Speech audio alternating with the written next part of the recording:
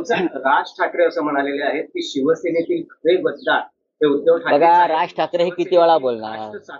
असाही उल्लेख. राज ठाकरे हे गेले 25 वर्ष भारतीय जनता पक्षाने दिलेलं स्क्रिप्ट वाचतात. कधी नारायण राणेचं स्क्रिप्ट वाचतात, कधी एकनाथ शिंदेनं दिलेलं स्क्रिप्ट वाचतात. तुम्ही शिवसेनेच्या बाबतीत त्यांना गांभीर्यानं घ्यायची गरज नाही.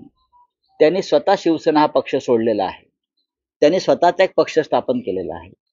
आणि आता ह्या क्षणी ते नरेंद्र मोदी आणि अमित शहा आणि फडणवीस या महाराष्ट्राच्या दुश्मनांना मदत होईल पूर्णपणे अशा प्रकारची भूमिका त्यांनी घेतल्यामुळं महाराष्ट्र त्यांना फार गांभीर्याने घेतोय असं मला दिसत नाही.